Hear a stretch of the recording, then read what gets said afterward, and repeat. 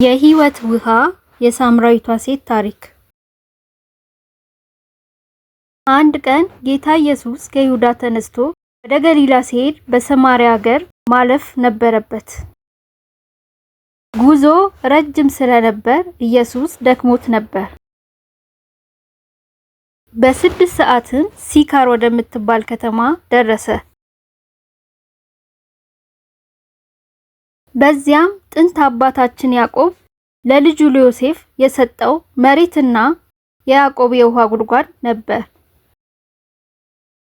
ኢየሱስም ደክሞት ስለነበር በጉድጓዱ አጠገብ ተቀመጠ። ይህ ድንገተኛ አጋጣሚ ሳይሆን ጸጋ ለሚያስፈልጋት ነፍስ የተዘጋጀ መለኮታዊ ቀጠሮ ነበር። ደቀ መዛሙርቱ ምግብ ለመግዛት ወደ ከተማ ሄደው ነበር።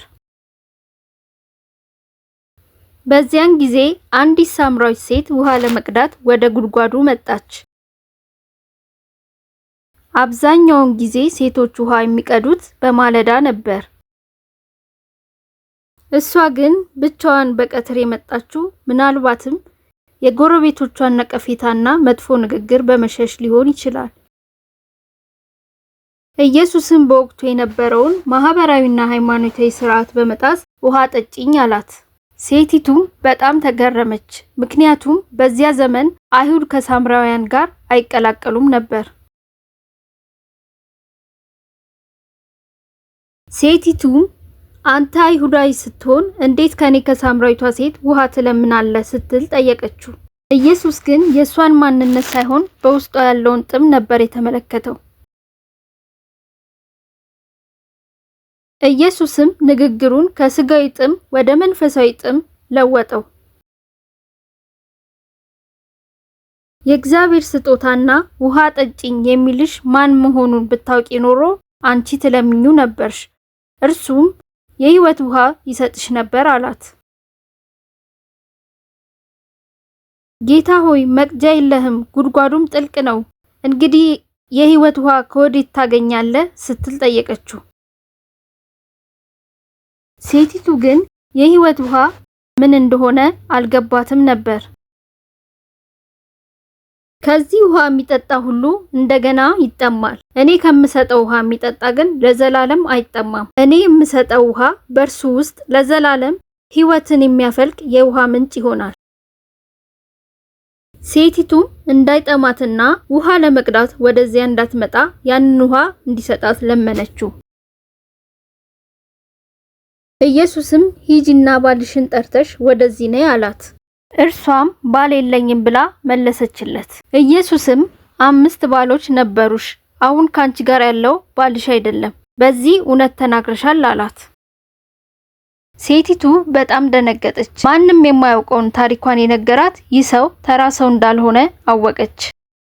ጌታ ሆይ አንተ ነብይ እንደሆን አያለው አለች። ከዚያም ስለ አምልኮ መጠየቅ ጀመረች። ኢየሱስም እውነተኛ አምልኮ በቦታ ላይ ሳይሆን በመንፈስና በእውነት መሆን እንዳለበት አስተማራት።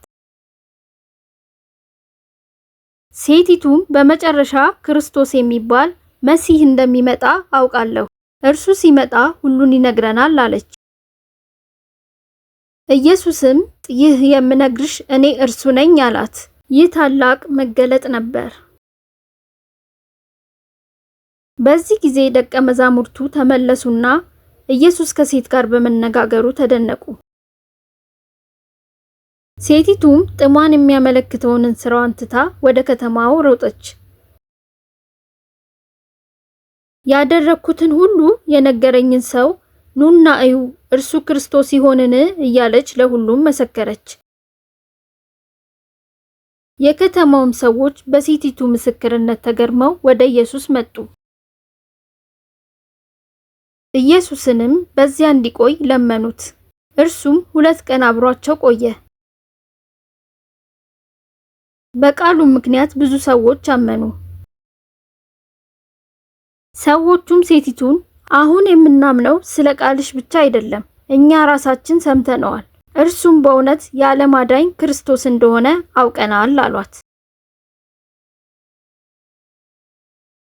ከዚህ ክፍል የምንማረው አንደኛ የእግዚአብሔር ፍቅር እና ወንጌል ለሁሉም ሰው ዘር፣ ጾታ ወይም ማህበራዊ ደረጃ ሳይወስነው የሚቀርብ መሆኑን ነው። ክርስቶስ በሰዎች መካከል ያሉትን የመለያያ ግድግዳዎች ያፈረሰ መሆኑን፣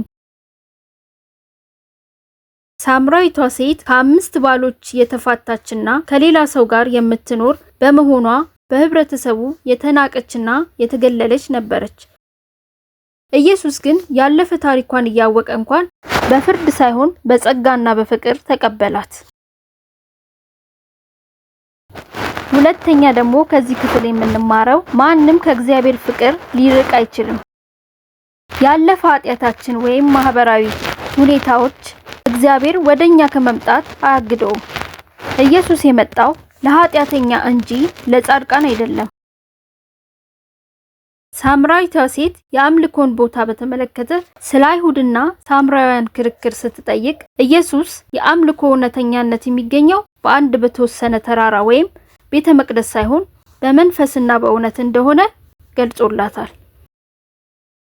እግዚአብሔር የሚፈልገው የውጪ ስርዓቶችንና የቦታ ምርጫ ሳይሆን ከቅን ልብ የሚመነጭ በመንፈስ ቅዱስ ኃይልና በእውነት ላይ የተመሰረተ አምልኮ ነው።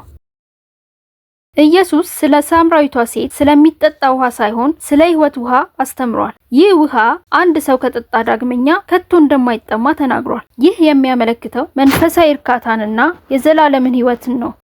ሶስተኛ ከዚህ ክፍል የምንማረው ኢየሱስ ብቻ የሰውን ልጅ የውስጥ ጥም ሊያረካ የሚችል ለዘላለም የሚዘልቅ እርካታን የሚሰጥ የሕይወት ውሃ መሆኑን እንረዳለን።